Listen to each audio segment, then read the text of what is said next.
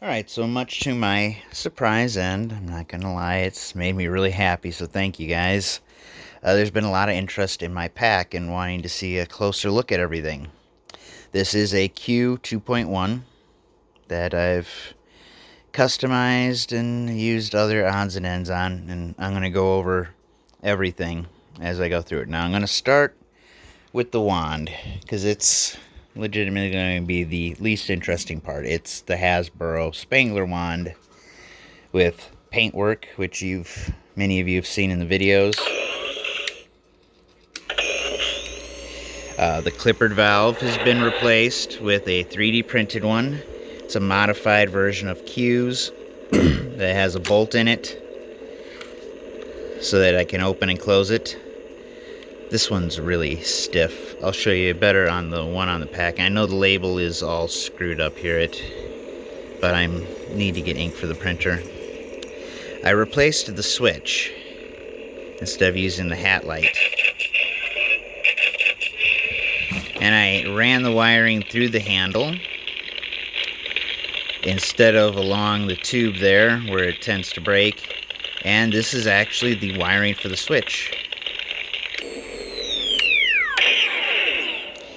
I did do the little bit of grinding while I was in here, and it likes to stick. The twist fully works. Sometimes I gotta stick that wiring back in.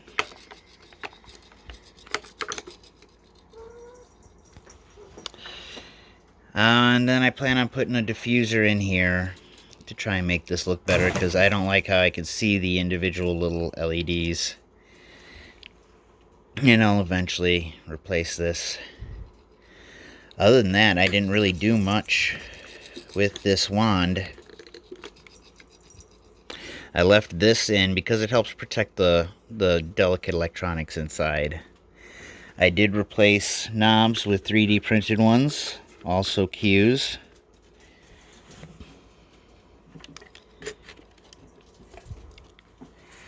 And my hosing, I found this at Home Depot. I loved the look of it. It looks so much heavier duty, industrial. It's hose for pond pumps for outdoors. To get it onto here, I just cut a little slit on it, forced it over the end, and then wrapped it in this self-fusing tape. And then this is, the 3D printed handle pieces and hockey tape. Nothing real special there. On to the main event here. The pack itself. I'm going to start at the bottom. I will be replacing this terrible sticker with an actual paint job eventually. I misplaced these, so I just cut it. This was a little nod to the guy that made the decals. I rewrote it a little bit, so it says unlicensed nuclear accelerator and doesn't say that it's decals. Just wanted to include a little something to put out a shout out to him for his great work. These are printed on vinyl. I went with the holographic instead of the silver vinyl because it looks so cool. I know it's not right, but it just looks so cool. Instead of trying to track down and get my hands on the correct ends or printing them, I decided to kind of make my own out of some plumbing bits. And I got a big nut there, an elbow, whatever. And I wanted to change it up a little bit. I like the look of braided cable. So I've got two different braided cables from some broken USB chargers here for coming out of the PPD.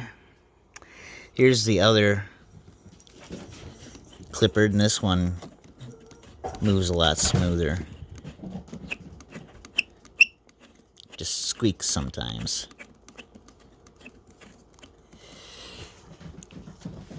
For my lenses, these are actually reflectors. I got these at Ace Hardware, and there's a piece of tape for repairing brake lights on vehicles over it to kind of hide the reflector look a bit when it's off.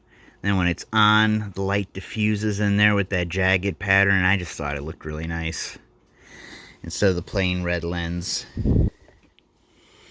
These are, I can't remember what these are called. I got them at Ace Hardware, and I gotta do some paint work here I forgot about. Had to tack them in with some hot glue. Aquarium tubing for, you know, the aerators, and then there's EL wire inside of here. My ribbon cable is just some ribbon cable I got off of Amazon. I wasn't too concerned with accuracy on that.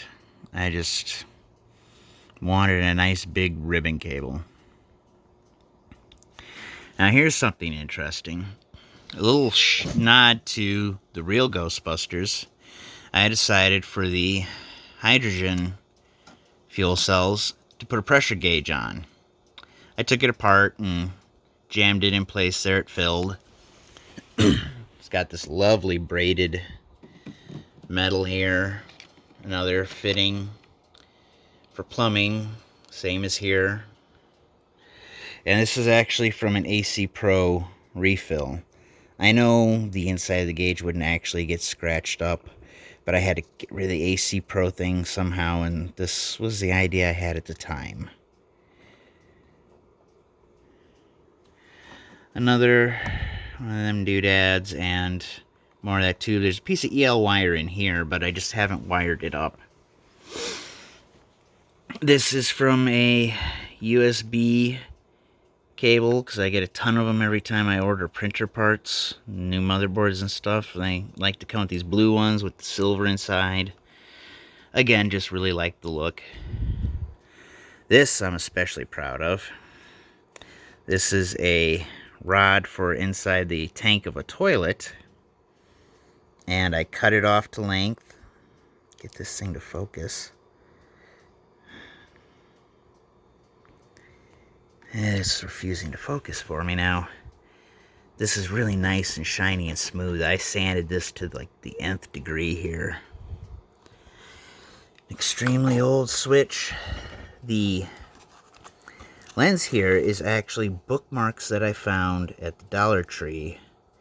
They have a colored window so kids can use them to keep track of what line they're on.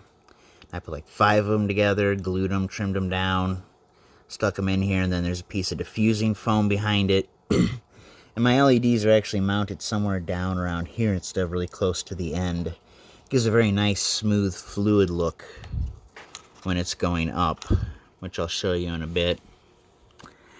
My knob here is off of a Tech 1 or a Tech 2. I don't know, it was a prehistoric one that my father had forever. Probably 40-something years old. He had it soldered together and held together with electrical tape, and it just didn't work very well anymore, so decided to put it to good use. It's a little oversized, but it's a genuine part, which is a nice touch. My motherboard, let's find a better angle here, because this, here we go, is extremely thick. This is a real Alice frame, but the motherboard, it was free. My friend made it, asked if he could use a thick piece of scrap wood he had around, and I thought, you know, it's going to give a meatier, beefier look to the whole pack. And I like it. Instead of thin aluminum, I personally really like this thicker, beefier look to the whole thing. And then in here, this is actually how I charge my pack. I disguise it to look like a connector that goes to the dark matter accumulator, but it's actually for charging and powering the pack. I just disconnect that and hook it up to the charger. It's got a 9.6 volt, 20,000 milliamp hour RC battery pack.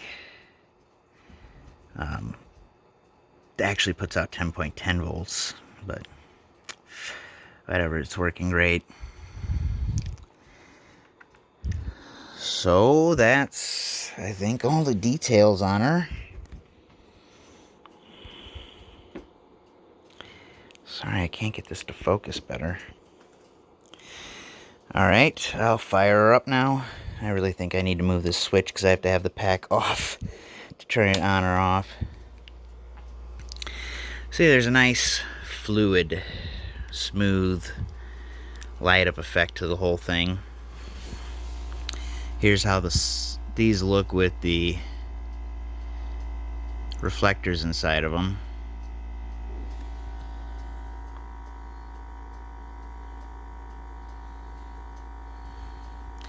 Now this was all done with old school wiring. That buzz you hear, oh no, something broke. Shit, this was supposed to light up red. Crap. That buzzing you hear is a rumble motor from an old Spangler wand. In my daughter's Spirit Pack, I used a rumble motor from a broken PlayStation controller. Gives it a nice hum, and the whole pack has a shake to it, which gives that added a little bit of realism.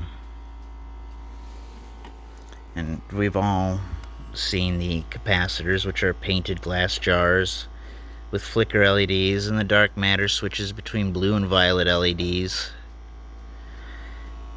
I don't remember who it was. Somebody mentioned gluing these labels to styrene to give them a bit thickness and stiffness for the ones that are supposed to be metal. Thanks for the idea.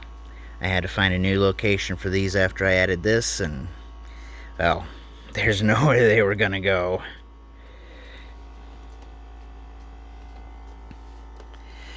So that's all she wrote. There's not much more to it. There's no sound or anything in there, just old school wiring with ICs and resistors and transistors up the wazoo for the lights. A couple of buck converters because the power for the EL wire runs off of 3 volts. And I said the wand just has a couple of basic modifications, but I felt the speaker in this thing was plenty loud enough. So I didn't worry about trying to wire sound down to the pack. Hope you enjoy it. Thank you again, everybody. This has been a lot of fun.